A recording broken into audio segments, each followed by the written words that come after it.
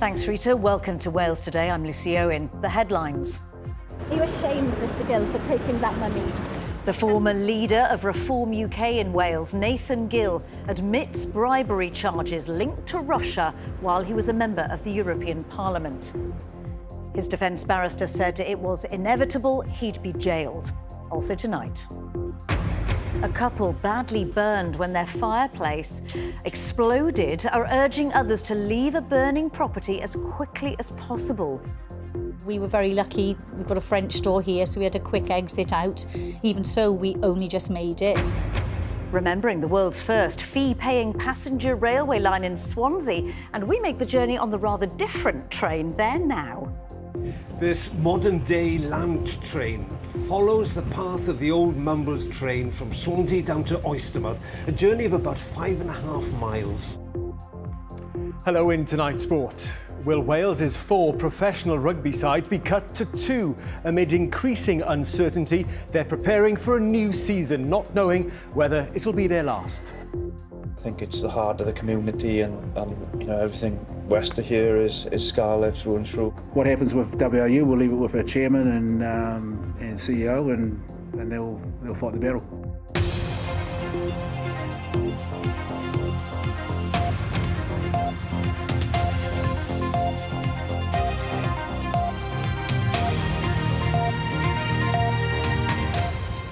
Good evening, Noswaith. The former leader of Reform UK in Wales has pleaded guilty to accepting cash to make statements that would benefit Russia when he was a member of the European Parliament. 52-year-old Nathan Gill from Anglesey was leader of UKIP Wales between 2014 and 2016 and led Reform here before the 2021 Senedd election. From the Old Bailey in London, Millery Williams sent this report. Nathan Gill leaving Central Criminal Court, the Old Bailey in London. Are you ashamed of what you did? After he admitted taking money to make statements that would benefit Russia in the European Parliament and on a TV channel 112 Ukraine, which was eventually banned. Ukrainian government is in the process of banning the 2 biggest TV channels in the country, Channel 112 and News 1. And proper democratic procedures are being ignored 4 months before an election. It was from this man, Oleg Voloshin, that Gill took the money. He's a former pro-Russian politician from Ukraine. The court heard there was evidence of WhatsApp messages between them, found after Gill's phone was seized during his arrest under counter-terrorism legislation 4 years ago.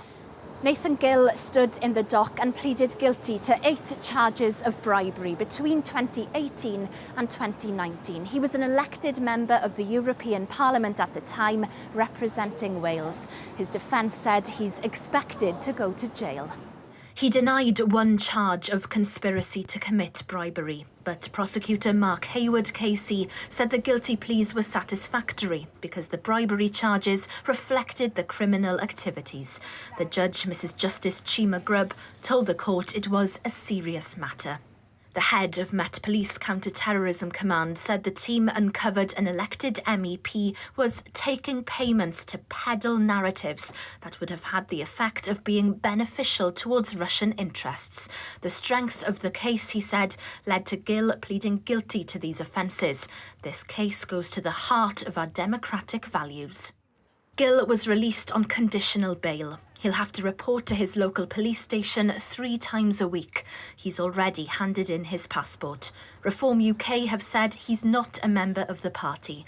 The father of 5 is expected to be back at the Old Bailey on the 21st of November to be sentenced.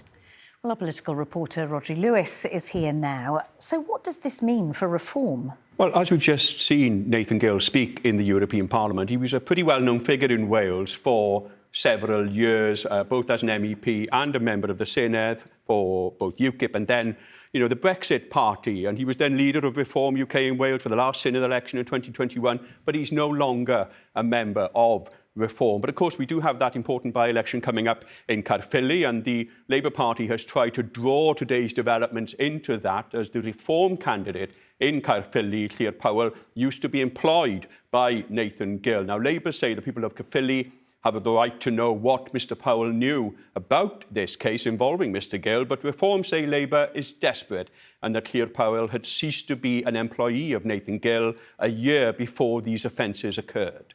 Let's stay with that by-election, Rodri. And I understand the Labour candidate has been accused of hypocrisy. What's this about? Yes, the Labour candidate, Richard Tunnicliffe, said he would fight to save libraries in Caerphilly. 10 libraries were under threat of closure after previously expressing sympathy for plans to close them. Now, a few weeks ago in an interview with the BBC, he said not as many people were visiting libraries anymore, but this week he said he would fight to scrap them, to keep them. Labour now say he's listening to the concerns of local people, and that is what he is campaigning on. But Reform has accused Mr Tunnicliffe of staggering hypocrisy, saying he was feigning concern while the Labour-run council was trying to close the libraries. Plaid Cymru said it was cynical, last-minute pork barrel politics from a party that's taken Caerphilly for granted for decades, while the Conservatives said they would fight to keep every library open, as closing them closes the door on a person's potential. And we do now know all the candidates for the by-election. Yes, we do. Nominations closed at 4 o'clock this afternoon, and there will be 8 candidates for voters to choose from. Those candidates are on your screen now, and there's also a full list on the BBC Wales News website. And campaigning will, of course, continue over the next few weeks, and the by-election will be held on October the 23rd. And we'll keep everybody across it. Our political reporter, Rodri Lewis, thank you so much. 2 men who were hospitalised following an incident in Rhyd have been arrested on suspicion of murder. 22-year-old Liam Wolford from Porth died following what police described as a disturbance on Poets Close in the early hours of Tuesday morning. 2 other men who were arrested on suspicion of murder and attempted murder remain in police custody. A woman who was arrested on suspicion of wounding with intent has been bailed for further inquiries. A man from Swansea has been jailed for the murder of a 47-year-old woman in the Townhill area of the city. The body of Leanne Williams was found by officers at her home on Gomer Road in February. A post-mortem examination identified significant injuries consistent with an assault. Matthew Battenbow has been sentenced to life in prison and will serve a minimum of 20 years. A 38-year-old man has pleaded not guilty to charges relating to the death of Joanne Penny, who was shot dead at a block of flats in Talbot Green in March. 38-year-old Ronaldo Baptiste appeared via video link at Newport Crown Court. A hearing will take place next week to consider if his trial should be joined to that of 11 others charged in connection with her death. A couple from Penarth have been badly burned after fleeing for their lives when their fireplace exploded. Our former colleague and BBC Wales reporter Nick Pallett was at home with his wife Angela last week when their bioethanol fire exploded. They've lost almost all their possessions and have moved into temporary accommodation. The couple are urging people to waste no time in leaving a burning property. David Grundy has been to meet them. As she was approaching it, it just exploded. It threw her back onto the floor here. I was at the door there, turned round to see her being thrown through the air. I ran back in and grabbed her. I think, quick, we've got to get out. And some burning debris fell off the ceiling onto my arm. We got out. We were literally dialing 999 out there. As I was getting through to the emergency services, this whole room, we could see through the doors and the windows, was just a big orange fireball. Nick's wife Angela suffered serious burns to her face, arms and hands. I thought I would be permanently disfigured. It was very, very frightening. And my face was on fire, my hair was on fire. It was just absolutely terrifying, I've got to say. District Nurse Angela's facial burns are healing, but she says the mental scars will take longer. I've got bad burns to the back of my hand and limited movement at the moment in that hand. I've been referred to a burn psychologist as well because of the trauma and the flashbacks that I'm experiencing at the moment. The couple have lost almost all of their possessions and have moved into temporary accommodation, but they're urging people to waste no time in leaving a burning property. We were very lucky. We only just made it. Terrifying as well because I've got grandchildren, 3 little ones, and I'm just so glad it didn't happen when they were in the house. If you've got a fire, even a small one, please just get out of the house. Don't even try to tackle it. I can't believe how quickly this took hold. I can't believe the devastation it's caused. We realise entirely just how lucky we are to be here. We really do. And that's what we're thankful for. It's a terrible situation, but if any good can come out of it, it's that we can warn people, don't mess around with fire, just get out. In a statement, South Wales Fire and Rescue Service say their investigations concluded that the fire was accidental. They're urging people to follow manufacturers' instructions and, echoing Nick and Angela's message, don't try and put out a fire yourself. Get out and call 999. As Nick and Angela count the cost of the damage, they're grateful for the support from family, friends and neighbours. The fire that took almost everything from them did so in minutes. Rebuilding their home will take many months. And we, of course, wish them both the very best with their recovery. You're watching Wales Today. Still to come in the programme. At 90 years of age, Ella Dodd takes to the skies for the very first time. A birthday present from her family. And after a few days of fine and settled weather, it's looking more mixed for the weekend. We've got some rain on the way, but some sunshine as well. I'll have all the details later in the programme.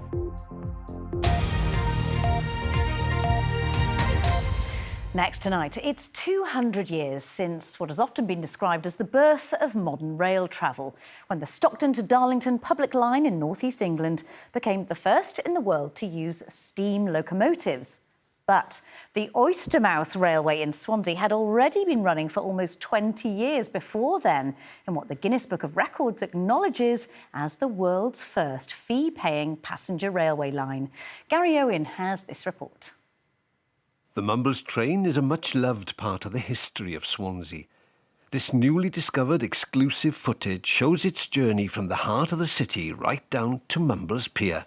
One of the things I remember is the noise. You would hear it before you saw it.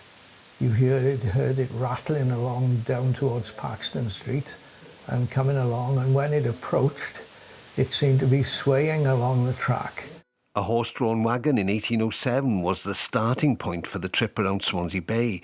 But most people remember the much-loved red electric tramcars introduced in 1929. And I would love to have been in the times when the actual Mumbles train was steam-hauled, because on some occasions you had bank holidays, 40,000 people are coming to the village, because it was a play area for the whole of Swansea, not just Mumbles, and the whole of South Wales. The old train and tracks have long since gone, but in the holiday season you can still make the journey along the prom, but it's a slightly different experience. This modern-day land train follows the path of the old Mumbles train from Swansea down to Oystermouth, a journey of about 5.5 miles, following the curve of the bay, a bay that's been described over the centuries and compared to the Bay of Naples. In January 1960, the trams returned to the depot, never to venture out again, and the popular Mumbles Railway came to an end. Buses and cars took its place. I think, without being rude, the older people know because they travelled and they passed on those memories. I would suspect the newer population in the area doesn't know that much about it. So I was there when it closed down the last day. I was only 7 at the time, January the 5th, 1960. I remember there was a great gathering of people there who were all in a celebratory mood, but it was a very sad day. But I don't think people really realised how sad a day it was. One of the most prominent reminders of the historic train is one of the line's old stations at Blackpill. This beautiful building, the last surviving station of the Mumbles Railway, is a reminder to you of one of the great moments of Swansea in the history of the world. On the night before it closed, hundreds of people dressed in black held a funeral procession to remember the clickety, swaying Mumbles train, which carried 3 million passengers a year at its height. It's a proud story in the history of Swansea and an important story in the history of the world. Gary Owen with that report. West End star Amber Davis has joined this year's Strictly Come Dancing lineup. The actress from Denby will replace TV personality Danny Dyer, who had to withdraw from the show earlier this week with a broken ankle. Amber said she'd give it her all and sent Danny well wishes for a speedy recovery. From Strictly to Sport, and the new season starts tonight amid growing uncertainty around the future of professional rugby. Thomas is here. Thomas? Lucy, one big question remains tonight. Will 4 professional sides be cut to just 2? Well, players are preparing for a new campaign, not knowing whether the region they play for will exist this time next year. A decision by the Welsh Rugby Union is expected at the end of next month. It says change is needed to improve the state of the game here. Well, a consultation on the way ahead will conclude on Tuesday, while an online questionnaire for supporters is closing tonight. Close to 7,000 have had their say on the proposed seismic changes in the sport. BBC Radio Wales Breakfast. So what next for Welsh Rugby? Now, a change to the schedule. It's been disruptive. Big news. You feel sorry for the players. Part of a radical plan to transform a struggling game. The plan is not proving popular. The number of professional teams halved. You cannot mix Scarlets with Ospreys. It'll be a disaster for us as a community. It's the song played here at the Scarlets every game. Yma o hyd, still here. But for how much longer? I think it's the heart of the community, and you know, everything west of here is Scarlet through and through, and it has been since, you know, the times we were at Stradey Park. Can you imagine Llanelli without having a Scarlet? I can't imagine Welsh Rugby without it, to be honest. It is the honest truth of it, because I feel that strongly that it's been, you know, a pivotal club and an entity in our country. Pretoria, South Africa. A journey of 5,000 miles and a world away from the problems engulfing the game back home. The Ospreys are here, ready to take on the Bulls. There's usually something that's, you know, that's pretty close to home that we have to deal with. But I think what it does do, it develops some resilience. But I'd be lying to you if I said that there weren't moments where, you know, it infiltrates you, and, you know, certain individuals are human beings, and there's times where, you know, your mind does drift into the what-if scenario.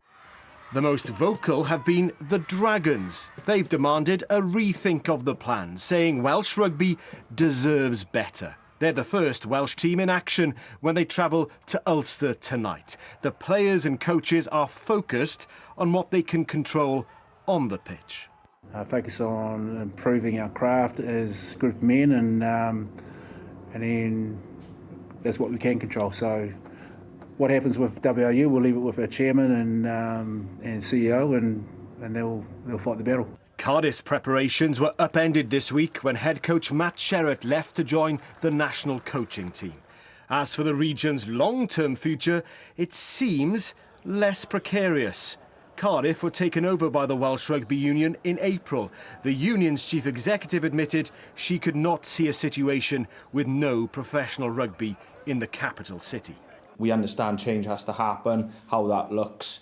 This is going through the consultation period that, you know, we're trying to work out which way is best to go. So it hasn't disrupted our training too much, you know what I mean? We've cracked on as usual. Getting the Arms Park ready for the opening weekend. A decision on the future of Welsh Rugby, and with it, the fates of the players, coaches and staff at all four regions rests with the WRU. That is not expected for another month. So the uncertainty continues, with no one knowing whether this campaign will be their last. So Ulster Dragons up first. We'll let you know how they got on at 10:30 tonight. To cricket, and Glamorgan say they're under no illusions that playing in the top tier of the county championship next season after a 20-year absence will be tough, but they'll relish the opportunity to play against the big teams. They secured promotion from Division 2 last week and are playing their final game of the season at home to Lancashire. And David Pritchard has more. The county championship is cricket's slower, quainter format. And for Glamorgan, over the past 20 years, it's been their least successful. But after 2 decades in the doldrums of Division 2, the Welsh county are going up. Having sealed promotion with last week's draw at Derbyshire, this week's final game of the season at home to Lancashire has been a chance for Glamorgan to celebrate in front of their own fans. It's huge, it's the pinnacle of the game. Obviously all the white ball competitions are very important as well, but I think the red ball stuff, the championship, is where people kind of have the most importance from the fans' point of view, from the players' point of view, and to play Division 1 cricket is something that all of us in that change room are really excited to do. We know it's going to be a big challenge, we know it's going to be kind of a step up potentially, but we fully back ourselves. When Glamorgan were last in Division 1 in 2005, they came straight back down after finishing bottom of the table. County heavyweights such as Surrey and newly crowned champions Nottinghamshire await next year. So what are Glamorgan's hopes of staying in the top tier this time? I think it is a significant step, and we're under no illusions that going up to Division 1 will be tough for us, certainly after a 20-year period.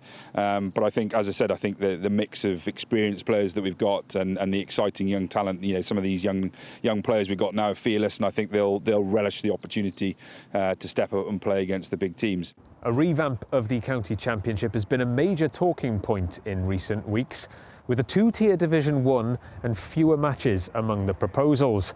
But changes may not take place until 2027, if any at all. But whatever happens, Glamorgan will be playing in Division 1 next year. And having won 2 one-day cups in the past 3 seasons, now Glamorgan can add county championship promotion to their list of honours. To athletics, and Paralympian Olivia Breen says she's determined to win a medal at her 6th World Championships. Breen will compete in the 100 metres, the long jump and the universal relay. She suffered concussion in recent months, among other injuries, but is healthy again for the championships in Delhi.